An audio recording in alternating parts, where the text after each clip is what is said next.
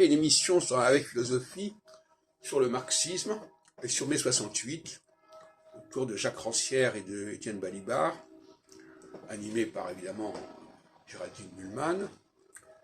Et bon, pour moi, ça a beaucoup de signification puisque j'ai fait un bouquin en 94 sur ces questions-là, avec le site de Saturne, la solution de Saturne. Et j'avais noté effectivement que entre 489 et 1848, il y avait une soixantaine d'années, entre etc. Bon, je ne reviens pas là-dessus. Et entre 68 et 48, il y a 120 ans. Les 120 ans, c'est 4 fois 30 ans. Et donc c'est 4 cycles de Saturne, si vous voulez, etc.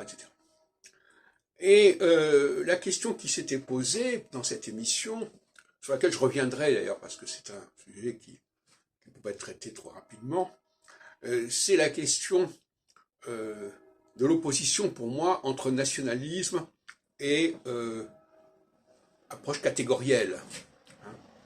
Approche catégorielle, c'est l'approche supranationale. On est toujours dans la dialectique du national et du supranational. Dans les deux cas, ce sont des clivages, mais ce n'est pas les mêmes clivages. Dans le national, c'est le clivage national qui se surimpose au clivage, disons, génétique, au clivage essentiel du sexe, de la race, etc. L'autre cas, c'est l'inverse. Alors, le mot catégoriel est intéressant. Hier, dans un café philo, je disais, on opposait la grève et la guerre.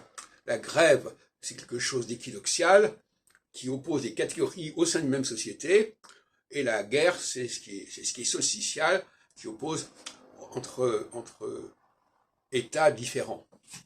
Et ça alterne, voilà la thèse que je défends. Et en l'occurrence, mai 68, moi-même en 68, j'ai été aspiré par Israël, et donc ça voulait dire que j'assumais totalement le sentiment subconscient que les Juifs, ils étaient à part. Alors maintenant, mai 68,